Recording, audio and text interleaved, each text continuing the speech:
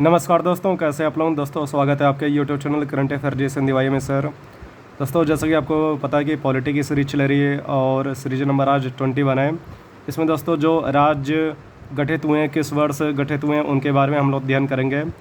जैसे कि आपको पता कि भाग 1 में जो हमारा भारत है उसका उल्लेख किया गया है, भारत और उसके राज्यों और जो केंद्र शासित प्रदेश है उसका उल्लेख किया गया है। तो उसके बारे में हम लोग अध्ययन कर रहे हैं। तो इसी सीरीज का आज नंबर 21 है, उसके बारे में जो फेमस क्वेश्चन होगा हम लोग आज पढ़ेंगे। दोस्तों पहला क्वेश्चन आपसे ये कह रहे कि 1963 में असम से विभाजित करके कौन सा राज्य बना। तो वो राज्य का नाम पूछ रहा है, उसका नाम क्या है, नागालैंड है। ओके दोस्तों, नेक्स्ट आगे बढ़ते हैं, दूसरा क्वेश्चन आते हैं। फिर 1969 में असम का पुनः विभाजन करके कौन सा उपराज्य का निर्माण किया गया। देखिए यहाँ पे उपराज्य है, उपराज्य का अर्थ की को स्टेट है, ठीक है, और राज्य अलग आता है। ये उपराज्य यानी उसी के अधीन राज्य कौन सा बना था, ठीक है, ये आपसे क्वेश्चन पूछ रहा है। तो उस राज्य का नाम मिजोरम है। नेक्स्ट आगे बढ़ते हैं, दूसरा क्वेश्चन देखते हैं। फिर 1966 में पंजाब राज्य से अलग करके हिंदी भाषियों के लिए किस राज्य का गठन किया गया। तो यहाँ पे 1 नवंबर 1966 को, ठीक है, जो हिंदी भाषी राज्य उनके लिए हरियाणा राज्य का गठन किया गया।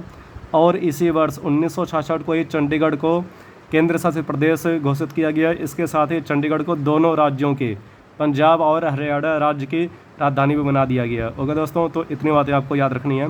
फिर हिमाचल प्रदेश को पूर्ण राज्य का दर्जा कब दिया गया। तो हिमाचल प्रदेश पूर्ण राज्य कब बना, किस वर्ष बना। तो 1971 में बना। ओके दोस्तों, फिर 21 जनवरी 1972 को किन किन राज्यों को पूर्ण राज्य का दर्जा प्रदान किया गया। तो 21 जनवरी 1972 को 3 राज्यों को पूर्ण राज्य का दर्जा प्रदान किया गया। वो सभी कौन कौन से राज्य हैं उसके बारे में, ठीक है, यहाँ पे हम लोगों को लिखना है। तो मणिपुर है, मणिपुर, नागालैंड और त्रिपुरा। इन तीनों राज्यों की स्थापना वर्ष एक ही है, वो है आपका 21 जनवरी 1972। ओके दोस्तों, फिर किस संविधान संशोधन द्वारा सिक्किम को 22वें राज्य के रूप में मान्यता दी गई। तो सिक्किम भारत का 22वां राज्य बना, तो ऐसा कौन सा संविधान संशोधन करना पड़ा। तो इसके लिए भारतीय संविधान में 36वां संविधान संशोधन करना पड़ा। और ये जो संविधान संशोधन है ये किस वर्ष हुआ, ये भी आपको याद रखना है। तो ये 1975 में हुआ। आपसे एग्जाम में क्वेश्चन ऐसे भी पूछ लेगा कि सिक्किम का स्थापना वर्ष है, तो 1975 है। ओके दोस्तों, फिर 1987 में किन राज्यों को पूर्ण राज्य की मान्यता दी गई। तो 1987 में 3 राज्यों को पूर्ण मान्यता दी गई, ठीक है। वो राज्य कौन कौन से हैं, तो उनके नाम क्या हैं। एक है आपका मेघालय, फिर यहाँ पे, ठीक है, मेघालय आएगा, गोवा है, गोवा, ठीक है, ये आपका 25वां राज्य था, ठीक है, मेघालय, गोवा और अरुणाचल प्रदेश। इसको हम लोग शॉर्ट में एपी भी ले सकते हैं, लेकिन कुछ लोग कन्फ्यूज हो जाते हैं। एपी का अर्थ ये दूसरे राज्य से लेते हैं, आंध्र प्रदेश से, इसलिए मैंने इसको पूरा लिख दिया। तो 1987 में 3 राज्यों को पूर्ण राज्य की मान्यता दी गई, मेघालय, गोवा और अरुणाचल प्रदेश। फिर किस संविधान संशोधन द्वारा गोवा राज्य को पूर्ण राज्य का दर्जा दिया गया। तो इसके लिए 56वां संविधान संशोधन भारतीय संविधान में करना पड़ा, 56वां संविधान संशोधन। और ये किस वर्ष हुआ था, ये हुआ था आपका 1987 में। ओके दोस्तों, नेक्स्ट आगे बढ़ते हैं। वर्ष 2000 में किन राज्यों का गठन किया गया, किन किन राज्यों का गठन किया गया। तो अब किन किन कह रहा है, इसका अर्थ कि एक से अधिक राज्यों का गठन किया गया। तो अब यहाँ पे 1 नवंबर 2000 को राज्य बना आपका छत्तीसगढ़। ओके दोस्तों, छत्तीसगढ़ ये राज्य बना, किससे काट कर, मध्य प्रदेश से काट कर। फिर इसी क्रम में 9 नवंबर 2000 को यूपी से काट कर यहाँ पे राज्य बना आपका उत्तराखंड। ओके दोस्तों, उत्तराखंड ये 27वें नंबर का राज्य था। और यहाँ पे 15 नवंबर 2000 को राज्य बना आपका, ठीक है, बिहार से काट कर झारखंड बना। और झारखंड भारत का 28वां राज्य था। ओके दोस्तों, तो ये 3 राज्य बने थे, ये आपको याद रखने हैं। फिर 2 जून 2014 को आंध्र प्रदेश से विभाजित कर किस राज्य का गठन किया गया। तो तेलंगाना राज्य बना। और जब तेलंगाना राज्य बना तो ये भारत का किस नंबर का राज्य था, 29वें नंबर का राज्य था। ओके दोस्तों, और ये किस राज्य से काट कर बनाया गया, आंध्र प्रदेश से। नेक्स्ट आगे बढ़ते हैं। 2019 तक भारत में कितने राज्य और केंद्र शासित प्रदेश थे। अब यहाँ पे 2019 तक कह रहा है, तो भारत में 2019 तक 29 राज्य थे और 7 केंद्र शासित प्रदेश थे। केंद्र शासित या संघ शासित प्रदेश, या शॉर्ट में आप यूटी बोल सकते हैं, बात एक ही है। फिर 31 अक्टूबर 2019 को जम्मू कश्मीर राज्य का विभाजन करके कौन कौन से केंद्र शासित प्रदेश बनाए गए। ये दोस्तों यहाँ पे जम्मू कश्मीर में एक अनुच्छेद था 370, उसको हटा दिया गया और धारा 35 को हटाकर जम्मू कश्मीर का विभाजन कर दिया गया और जम्मू कश्मीर को 2 अलग अलग यूटी में विभाजित कर दिया गया।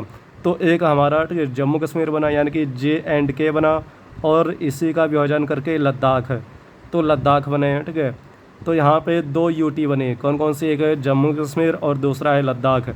आपको ये बताना कि जम्मू कश्मीर के वर्तमान में उपराज्यपाल कौन है। तो ये दोस्तों एक बात और कि जो केंद्र शासित प्रदेश होते हैं वहाँ पे उपराज्यपाल होते हैं। ठीक है, और यहाँ पे जो जम्मू कश्मीर है इसके वर्तमान उपराज्यपाल कौन है, लद्दाख के वर्तमान उपराज्यपाल कौन है, इनका नाम आपको कमेंट बॉक्स में लिख के बताना है। फिर आगे बढ़ते हैं। जम्मू कश्मीर राज्य के विभाजन के उपरांत कितने राज्य और संसदीय प्रदेश क्षेत्र में थे। देखिए अब यहाँ पे जब 29 राज्य थे तो 29 राज्य ये जम्मू कश्मीर था, तो इसका विभाजन कर दिया गया और इसको UT बना दिया गया, तो एक राज्य कम हो गया, मतलब कि जम्मू कश्मीर से कम हो गया, तो यहाँ पे राज्य कितने बचे, 28।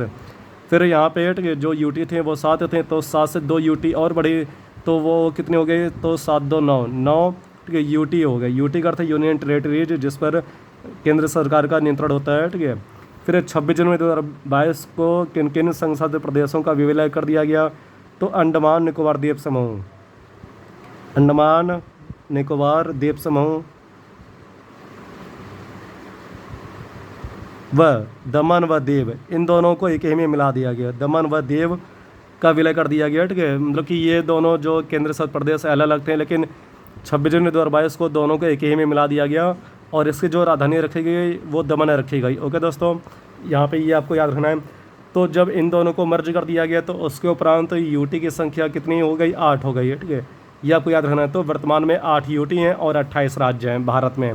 फिर राज्य पुनर्गठन अधिनियम 1956 की किस धारा में क्षेत्रीय परिषद का गठन किया गया है, तो यहाँ पे जो क्षेत्रीय परिषद है, ठीक है, जिसके कार्यभार एक तरह से जो गठन भारत के प्रेसिडेंट करते हैं, तो यहाँ पे धारा पूछ रहा है, तो धारा कौन सी है, धारा 15। धारा 15 के अंतर्गत क्षेत्रीय परिषद के गठन का उल्लेख किया गया है।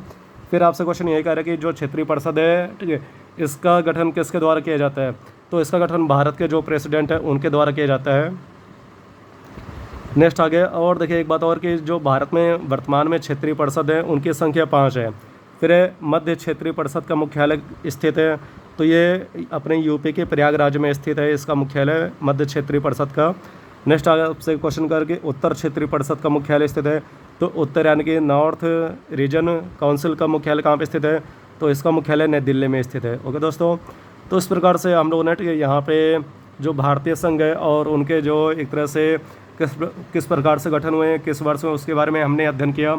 आई होप हम ये जो कंटेंट है वो आपको पसंद आया होगा। ओके दोस्तों, तो आज चलो इतने करते हैं, बाकी नेक्स्ट क्लास में मिलेंगे। ओके दोस्तों, जय हिंद।